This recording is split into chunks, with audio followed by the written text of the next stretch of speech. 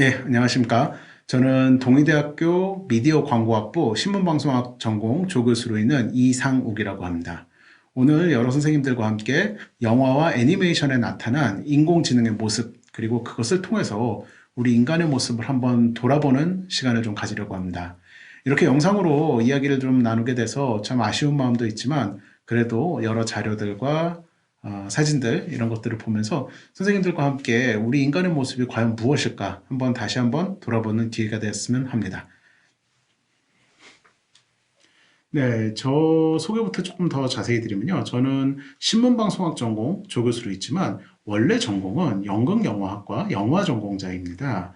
예, 저는 영화 제작, 영화 이론 이런 부분에 관심이 많았고요. 실제로 몇몇 영화 작품의 조감 독생활도 하기도 했고 또 영화 공부를 하면서 여러 가지 이 관심사를 좀 가지고 이론적인 배경을 좀 연구를 했습니다. 지금 제 주요한 관심사는 과연 영화나 영상이 왜 인간한테 매력적일까? 그리고 이렇게 매력적인 영화와 영상이 과연 인간에게 어떤 역할을 할까? 그리고 나아가서 우리한테 정말 필요한 영상 미디어나 또는 그 차세대 미디어는 과연 어떤 모습으로 어떻게 만들어져야 될까 하는 것이 제 주요한 관심사입니다. 그래서 여러 선생님들과 함께 오늘 이야기를 나누면서 때로는 조금 미래의 얘기, 미래의 기술들에 대해서 얘기도 하겠지만 그래도 가장 친숙하실 수 있는 영화와 애니메이션을 가지고 그런 이야기들을 좀 풀어볼까 합니다.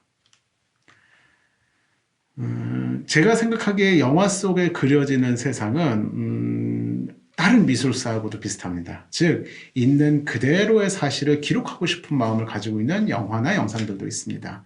그런가 하면은 우리가 지금 현재가 아니라 미래든 아니면은 현실에 존재하지 않든 꿈꾸고 싶은 세상을 그려내는 경우도 있습니다. 이것은 인간이 오랫동안 가지고 있었던 어떤 욕망이라고도 생각합니다. 저희가 아주 고대 그런 선사시대의 그런 그림, 벽화를 보더라도요, 있는 그대로를, 자신들이 살았던 삶을 그대로 묘사하려는 사람들도 있는가 하면요, 또 한편으로는, 빗살무늬 토기 같이 추상적인 무늬로 현존하지 않는 어떤 무늬를 만들거나, 도형을 만들거나 해서 다른 방식으로 자신을 표현하려고 했던 사람들도 있었습니다.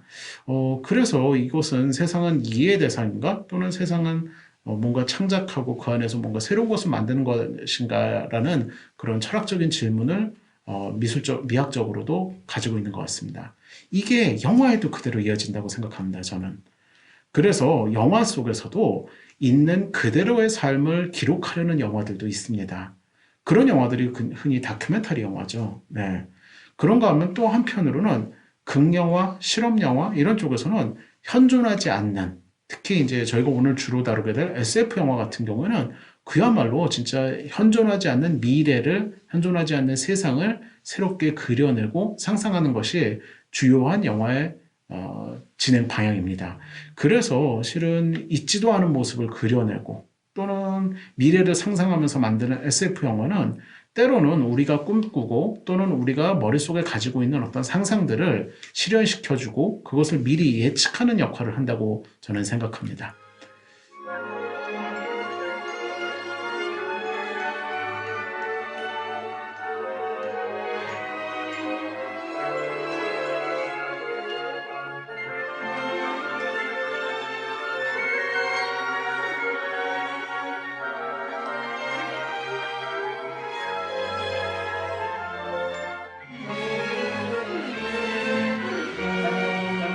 그래서 실제로 아주 오랜 영화 역사 속에서도 이런 SF, 즉 사이언스 픽션 필름은 계속 만들어졌습니다. 지금 화면에 보이고 있는 이 사진은 메트로폴리스라는 독일 영화입니다. 1927년 영화인데요. 여기에서도 인조인간이 나오고요. 하늘을 나르는 기차가 나온다든가 미래 모습을 굉장히 환상적으로 그려놨습니다. 그리고 이런 쪽에서 항상 얘기가 나오는 것들, 그런 SF에서 반복적으로 사용되는 어떤 소재는 만들어진 인간 또는 기계화된 인간에 대한 모습을 계속 그려서 그걸 가지고 어떤 우리가 상상하지 않는, 우리 현존하지 않는 인간에 대해서 생각해 왔던 것 같습니다. 같은 맥락에서 영화의 역사 속에서 SF 영화의 역사는 굉장히 깁니다. 꽤 오래전부터 우리는 지금 현존하지 않는 미래, 그리고 지금 현존하지 않는 기술을 이용한 다른 세상을 그려왔던 것 같습니다. 그 예로 보여드리고 싶은 것은 독일에서 만들어진 1927년에 만들어진 메트로폴리스라는 영화입니다. 이 영화에서는 미래의 대도시를 배경으로 사이보그라는 존재를 등장시켜서 이야기를 풀어갑니다. 1927년이면 지금부터 100년, 거의 100년 전이죠. 그때도 우리 인간들은 영화를 통해서 우리 모습이 아닌 다른 존재 또는 인간을 초월한 어떤 존재를 인공적으로 만드는 생각을 했고, 그런 것을 통해서 우리를 다시 돌아보려고 했던 것 같습니다. 이런 의미에서 실제로 우리가 영화에서 그려지는 인공지능은 주로 사이보그, 가상현실, 이런 로봇 이런 것들과 함께 굉장히 반복적으로 쓰여지는 단골 소재입니다. 어떻게 보면은 인간을 바라보기 위해서 하나의 방법이 아닐까도 저는 생각하고 있습니다. 즉, 우리 인간을 잘 보기 위해선 인간과 다른 무언가를 상정을 하고 그것과 비교하면서 우리의 존재에 대해서 다시 한번 확인을 받으려고 이런 가상으로 만들어진 또는 가짜로 만들어진 기계로 만들어진 그런 존재들, 그리고 그런 맥락에서 인공지능도 계속 반복적으로 사용했던 게 아닌가 생각합니다. 한번 이런 예들을 같이 한번 보시면서 인간의 존재에 대해서 조금 더 깊이 한번 들어가 보도록 하겠습니다. Element Software is proud to introduce the first artificially intelligent operating system. It's not just an operating system, it's a consciousness. Hello, I'm here.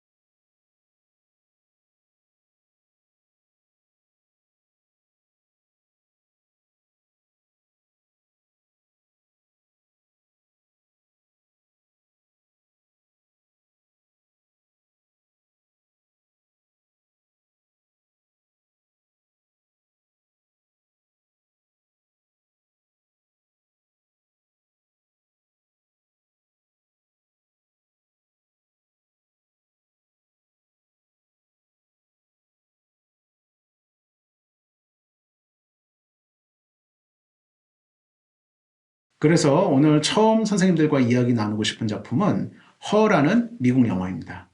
2013년도 작품이고요. 스파이크 존스라는 감독이 직접 대본도 써서 만든 영화입니다. 이 영화는 전체적으로 평이 좋습니다. 2014년도 아카데미 각본상을 수상했고요. 그 외 후보에 오른 걸로 보더라도 작품상, 음악상, 주제가상, 그리고 미술상 후보에도 올랐고요. 개인적으로는 이 영화가 참 연기도 좋다고 생각합니다. 그렇기 때문에 혹시 안 보신 선생님들은 이 영상을 잠깐 멈추고 잠깐 구해서 보시는 것도 추천드리는 바입니다. 이 영화가 그리고 있는 세상은 그렇게 먼 미래는 아닙니다. 실제로 이 영화는 중국의 상하이에서 찍었다고 하고요. 굉장히 새로 만들어진 신도시를 배경으로 미래의 설정을 조금만 갖다 놓고 만든 어떻게 보면은 근래에 있을 법한 그런 이야기라고 할 수 있습니다. 거기에 주인공은요, 이 테오도르라는 주인공은 굉장히 외로운 남자입니다. 실제로 사랑하던 아내와도 여러 가지 이유로 별거를 하게 됐고요. 그리고 다른 인간관계가 없습니다. 같이 사는 사람도 없고 자식도 없고 친한 친구마저도 없어서 어쩌다가 만나서 깊은 이야기를 하는 다른 이성 친구 외에는 인간관계도 실은 직장에서도 별로 없습니다. 그리고 특이한 거는 이 사람이 하는 직업이 대필 작가입니다. 그 중에서도 편지 대필 작가입니다. 즉, 어떤 사람이 연애 편지를 보내든 사과 편지를 보내든 이런 감성적인 글들을 쓰기가 어려워할 때 이 테오도르라는 사람한테 맡기면은 그 사람은 그런 상황들을 잘 이해해서 멋진 말로 편지를 대신 써주는 대필 작가가 직업입니다. 굉장히 신기하죠? 이렇게 외로운 남자 앞에 새로운 사람이 등장하면서 영화는 시작합니다. 그 앞에 등장한 사만다라는 존재는 정확히 말하면 사람은 아닙니다. 그 테오도르가 가지고 있는 컴퓨터와 개인 단말기를 통합해서 관리하는 오퍼레이팅 시스템인데 이게 새로 업데이트되면서 어떤 인격의 형태로 AI의 형태로 새롭게 개발돼서 그 앞에 등장하게 됩니다. 그래서 이 AI 오퍼레이팅 시스템은요, 따로 실체가 존재하지 않습니다. 단말기 속의 화면, 그리고 목소리로서 이 테오도르란 주인공과 함께 이야기를 나누고 영화를 이끌어가게 됩니다. 대신 재밌는 것은 저희가 컴퓨터 오퍼레이팅 시스템 하면 컴퓨터를 끄면 꺼지지만 이 오퍼레이팅 시스템은 항상 존재합니다. 스마트폰과 같이 이제 역할을 하는 아주 작은 단말기 안에도 사만다는 존재하고요. 컴퓨터 안에도 사만다는 존재합니다. 그래서 언제나 이 주인공과 함께 생존하고 함께 이야기 나누는 그런 존재로 그려집니다. 그런데 이 사만다가 굉장히 사랑스럽습니다. 그냥 단순히 어떤 정보를 주는 딱딱한 목소리가 아니라 이 테오드로와 함께 교감도 하고 여행도 다니고 때로는 어떤 감정을 나누고 아주 추상적인 이야기까지 하는 등 굉장히 인간적인 모습을 가진 오퍼레이팅 시스템으로 나옵니다. 그래서 정말로 테오도르는 이 사만다와 사랑에 빠져버리고 맙니다. 어떻게 보면은 어떻게 컴퓨터와 사랑에 빠지지 하겠지만 영화를 보신다면 아시듯이 굉장히 친밀하고 굉장히 이 사람의 외로움을 달래주고 이 사람을 위해서 헌신적인 그런 모습으로 그려집니다. 그래서 영화를 보시게 되면은 목소리와 화면으로 존재하지만 이 사만다와 사랑에 빠지게 되는 그런 경험을 간접으로 느끼실 수 있습니다. 문제는 하나 있는데요. 이 사만다는 인간이 가지고 있는 몸이 없습니다. 즉 단말기와 컴퓨터 화면 안에만 존재하기 때문에 실제로 화면에 영상에 한 번도 등장하지 않습니다. 단 한 번, 두 개의 컷으로 등장하는데 그 모습이 바로 이렇게 손과 머리 뒷모습으로 추상적으로 그리되 실체가 있지 않기 때문에 화면 내에서는 항상 화면과 목소리로만 존재합니다. 심지어는 이 영화에서 목소리를 담당한 배우는 스칼렛 요한슨이라는 세계적인 탑스타입니다. 여러 작품에서 아주 성공적인 작품들을 많이 찍었고요. 그리고 실제로 굉장히 인기 있는 유명 연예인입니다. 그런데도 심지어는 얼굴을 한 번도 안 쓰고 목소리만 썼습니다. 그래서 이 영화가 특이한 것이 아닌가 생각합니다. 문제는 몸이 없다는 사실이 이 두 사람의 관계에 굉장히 큰 걸림돌이 됩니다. 즉 몸이 없기 때문에 이 둘 간의 관계는 완전히 이루어지지 못하고 어딘가 벽에 부딪히고 그 벽 때문에 둘의 관계는 때로는 위기를 겪기도 합니다. 영화 속에서 그려지는 어떤 중요한 장면이 있는데요. 실은 이 사만다도 테오도르를 사랑하게 되면서 서로 육체적인 어떤 스킨십을 원하게 됩니다. 그런데 육체가 없기 때문에 그것을 할 수가 없고 그런 것을 위해서 사만다가 실은 사람을 초청해서 사만다 대신에 다른 여성을 소개시켜주는 일까지 나옵니다.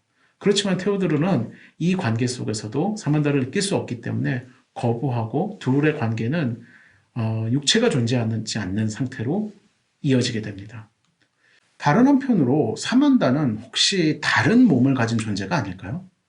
실제로 사만다는 항상 이 공간에 존재하지만은 않습니다.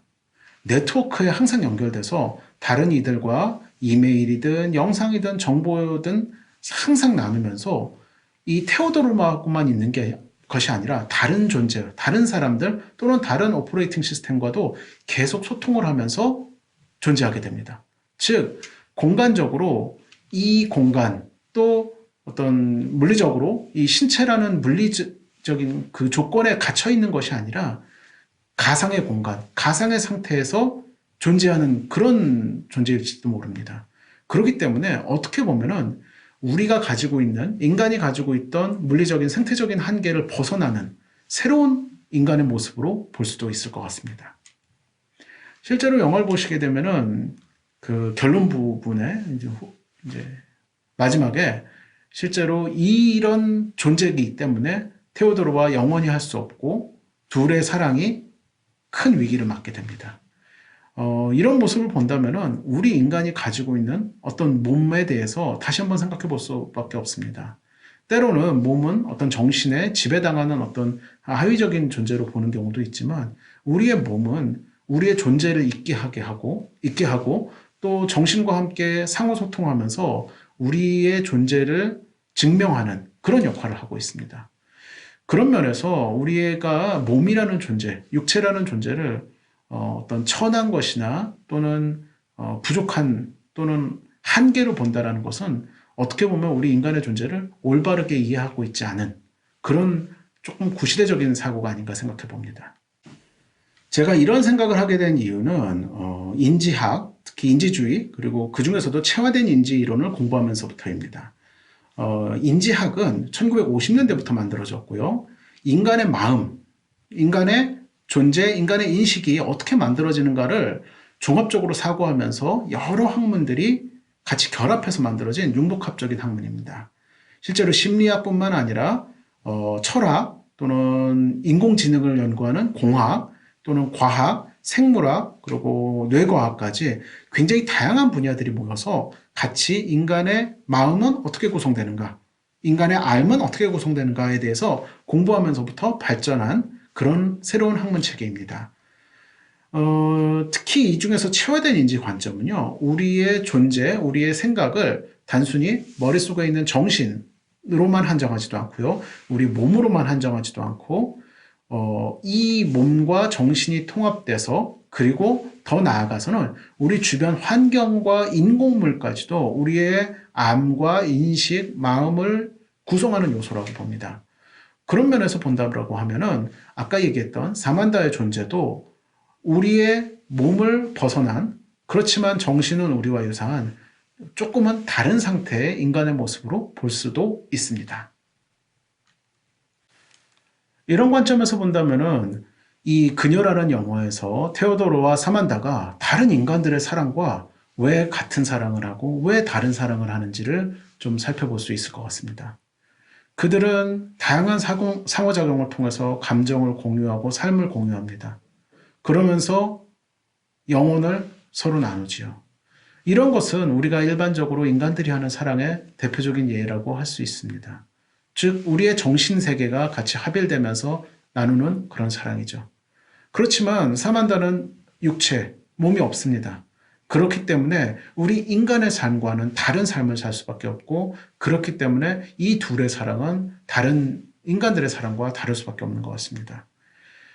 그렇기 때문에 이 둘은 인간의 러브스토리가 아닌 다른 이유로 함께 할 수밖에 없었고 또 함께 할 수 없는 그런 상황에 빠집니다. 영화의 결론을 미리 말씀드리면은 죄송스럽지만 이 영화에서는 둘은 이 두 가지 상태를 같이 경험하고 결과적으로는 사만다가 테오도르를 떠나는 그런 선택을 할 수밖에 없게 됩니다. 이것은 필연적으로 인간의 존재가 AI와 다르기 때문에 여기 영화에서 그려지는 사만다의 존재와 테오도르의 존재가 다르기 때문에 이루어질 수밖에 없는 그런 결론이 아닌가 생각합니다. 같은 SF 영화에서 다른 소재에서 몸은 어떻게 다루고 있나도 잠깐 얘기해 보겠습니다. 실제로 많은 영화들에서 가상현실을 다루고 있고요. 그 가상현실을 다룰 때 꼭 빠지지 않고 존재하는 그런 문제가 몸과 가상의 몸과 현실의 몸에 대한 문제입니다. 즉 가상의 몸이 죽으면은 현실의 몸이 같이 죽는 영화도 있습니다. 매트릭스 같은 경우죠. 그런가 하면은 레디 플레이어 원 같은 게서는 가상의 어떤 캐릭터나 가상의 존재가 죽으면은 현실의 존재하고는 아무런 상관이 없습니다. 현실의 존재의 어떤 건강 상태나 생명하고는 아무 상관이 없습니다. 이런 영화들에서 좀 다양한 선택들이 있지만 이런 문제들이 끊임없이 등장할 수밖에 없는 이유는 우리의 존재를 영화 속에서 이야기할 때도 어쩔 수 없이 우리의 신체, 우리의 어떤 외투가 아닌 우리의 정말 실존하는 어떤 가치로서의 신체에 대해서 다룰 수밖에 없기 때문인 것 같습니다. 개인적으로는 우리의 어떤 가상현실을 다루는 그런 이야기 속에서도 우리의 신체마저도 완전히 가상화하지 않는다면은 우리의 어떤 존재는 완벽하게 가상으로 존재할 수 없습니다. 그 말은 아무리 가상현실을 이야기하더라도 우리는 피와 뼈로 이루어진 이런 신체를 기반으로 움직이기 때문에 이 한계를 벗어날 수가 완전히는 없다라는 게 저 개인적인 생각입니다.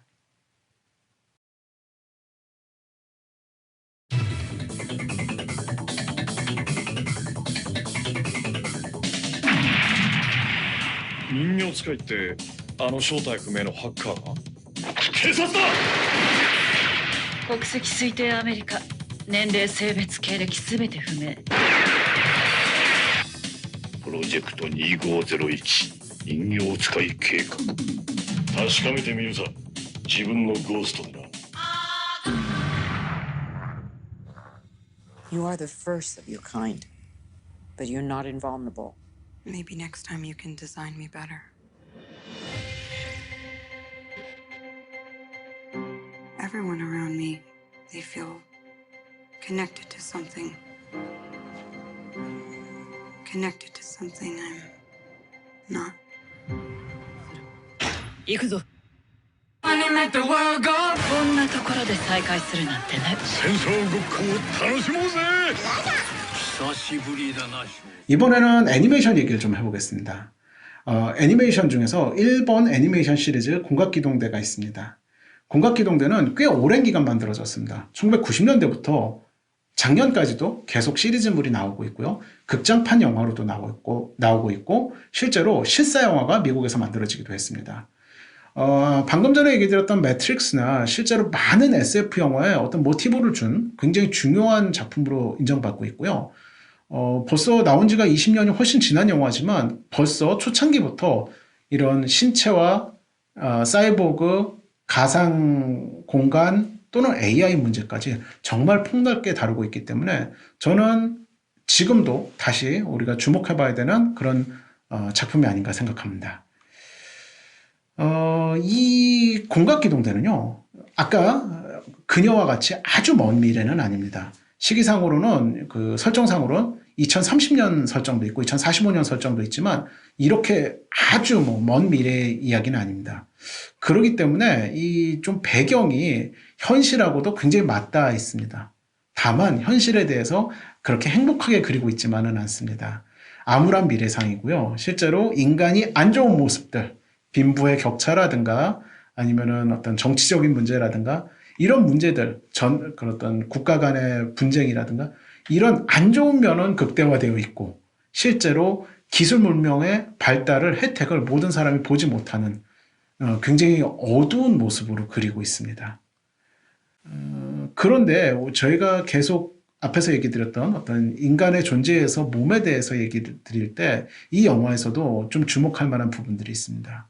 이 영화에서 기술적으로 아주 진보적으로 나오고 있는 것이 실은 우리의 두뇌를 완전히 컴퓨터로 대체화하는 개념인 전뇌화라는 개념이 나오고요. 또 하나 몸의 일부를 기계로 바꾸는 의체화라는 개념이 나옵니다.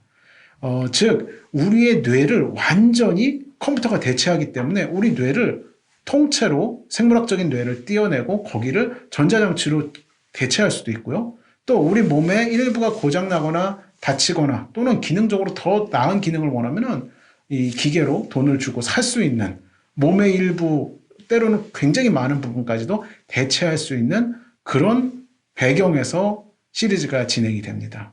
그렇기 때문에 실은 달라진 몸을 다루고 있기 때문에 달라진 인간의 모습들도 다룹니다. 현재 기술로는 당연히 못 만들어지는 몸이죠. 그렇지만 사람들이 꿈꾸고 있는 바 아닐까요?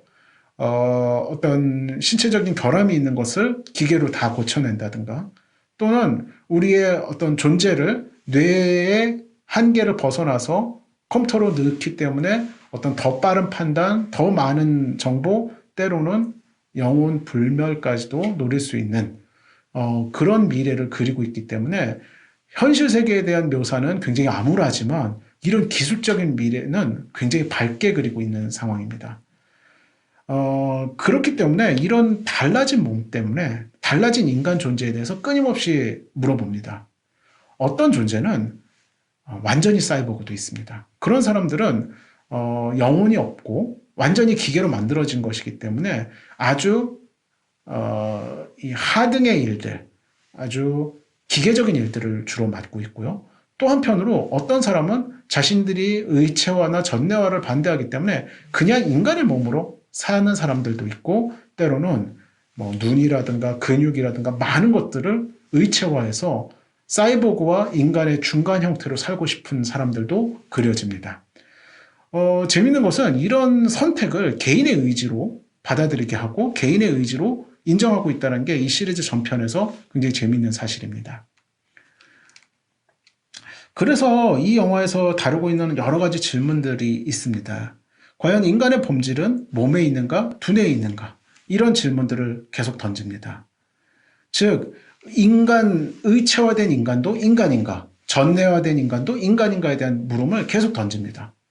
때로는 인간의 어떤 아주 일부를 이용을 해서 완전히 사이보그를 만들었더니만 이 기계가 오류를 범해서 인간적인 판단을 한다든가, 또는 반대로 인간의 존재가 생명이 죽었는데도 기계적으로 계속 유지되고 있는 인간이 과연 인간으로 볼 수 있는가, 이런 소재들을 가지고 계속 끊임없이 인간의 본질은 몸에 있는가 또는 두뇌에 있는가를 계속 질문을 합니다. 그리고 굉장히 재밌는 것은 고스트라는 존재에 대해서 얘기합니다. 즉, 영혼으로 번역하면은 실은 저희한테는 제일 익숙할 것 같습니다. 영혼의 존재 유무로 이 사람이 진짜 인간인지 사이보그인지 구분을 좀 나눕니다.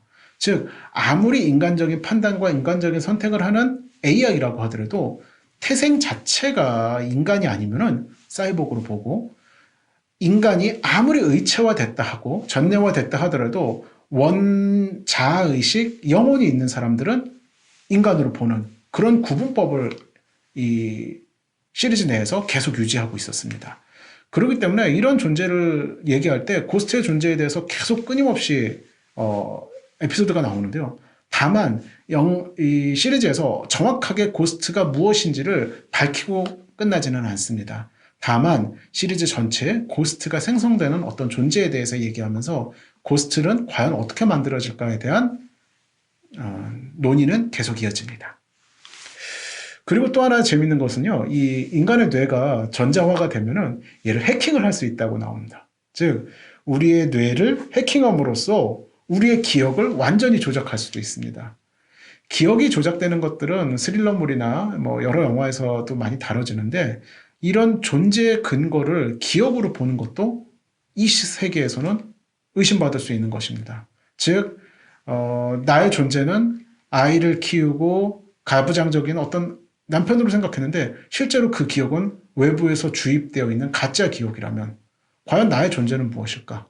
이런 의문들도 시리즈 내내 반복돼서 등장하게 됩니다. 결론적으로는 이 시리즈에서 고스트는 어디에 있는가, 과연 뇌에만 있는가, 이렇게 얘기하지는 않습니다. 오히려 이 시리즈 전체가 얘기하고 있는 어떤 고민, 의문 던지기, 이것 자체가 인간의 존재를 증명하는 것이 아닐까 저는 생각해 봤습니다. 즉, 인간의 존재가 무엇인가를 고민하게 하는 이 시리즈 자체는 어떻게 보면은 그 보는 사람들이 인간임을 증명할 수 있게 계속 고민하는 상태로 만들어집니다. 즉, 사이보그는 이런 존재에 대한 의문을 하지 않고 인간만이 존재에 대한 의문을 갖고 있기 때문에 이런 고스트나 아주 정확한 이 인간과 사이보그를 나누는 기준에 대해서 모호하게 얘기하고 있지만, 정확하게 얘기하고 있지는 않지만, 이런 자체, 현실, 즉 고민하는 것이 인간에 대한 어떤 조건이라는 것을 은연중에 그리고 간접적으로 표현하고 있는 작품이 아닌가 생각합니다. はじめまして、立駒で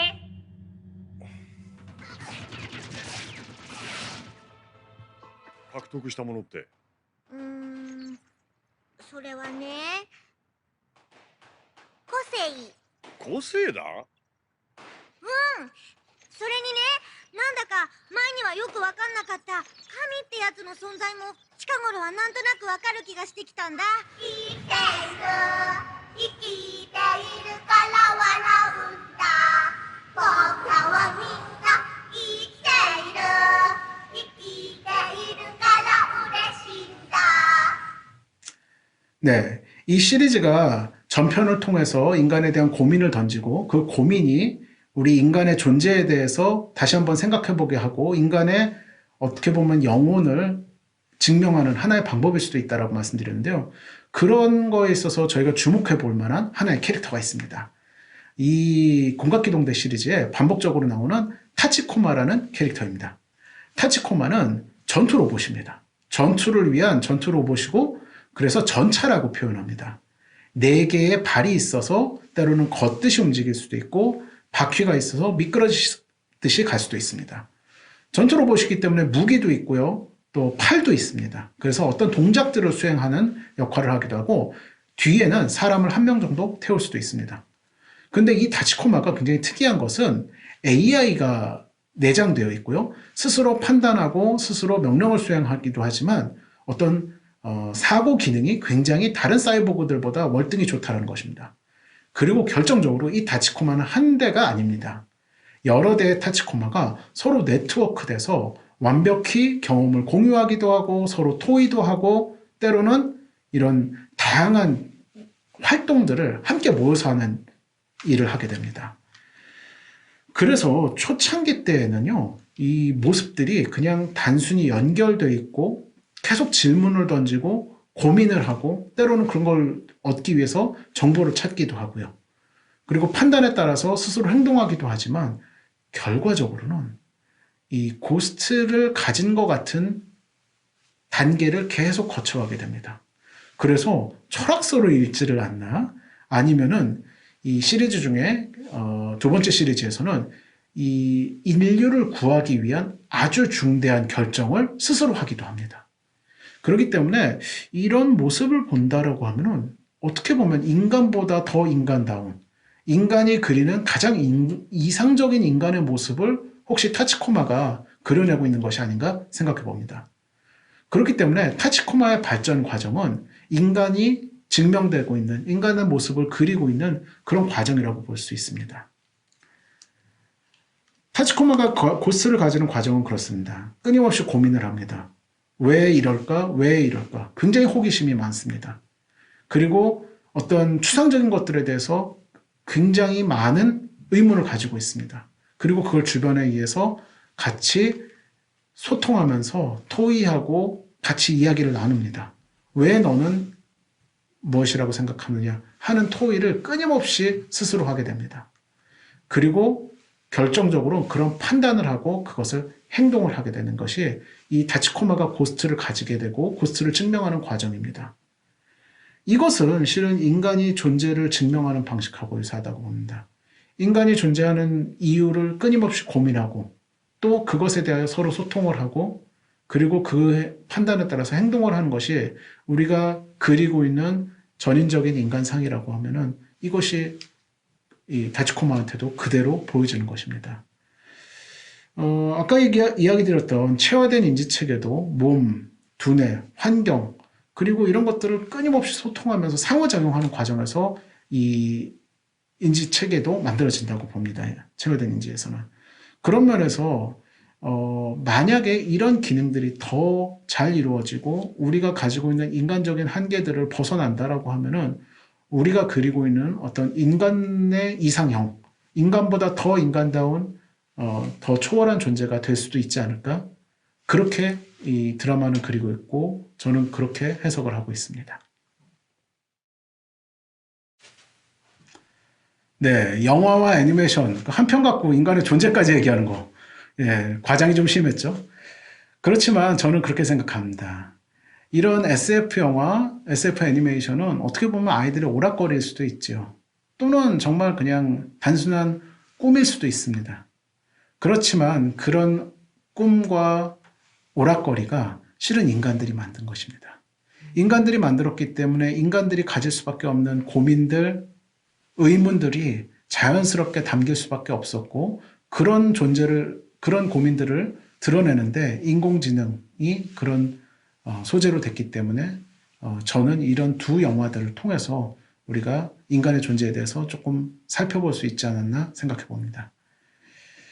저는 장기적으로는 인공지능, AI, VR, 요즘 또 XR, MR, 별의별 용어들을 많이 얘기하죠. 이런 용어들을 통해서 4차 산업혁명이 어떻다라고 얘기들을 많이 합니다. 그렇지만 이런 기술 발전 속에서도 우리는 계속 어떤 정답만을 찾기 위한 것이 아니라 그 고민하는 상태, 그리고 고민을 서로 소통하는 상태, 그리고 계속 이런 고민들을 어떤 꿈꾸며 나누는 그 상태가 굉장히 중요하다고 봅니다.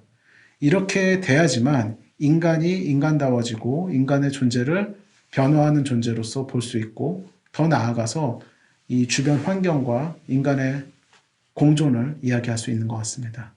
그런 면에서 오늘 시간이 좀 짧고 제 언변이 부족했지만 선생님들께 조금이나마 이 영화와 애니메이션을 다르게 보는 인공지능에 대해서 조금이라도 다르게 생각해 보시는 그런 기회를 좀 드리는 기회가 됐으면 좋았다고 생각합니다. 네, 이만 줄이도록 하겠습니다. 다시 더 좋은 기회에서 선생님들을 만나 뵐 수 있기를 기대합니다.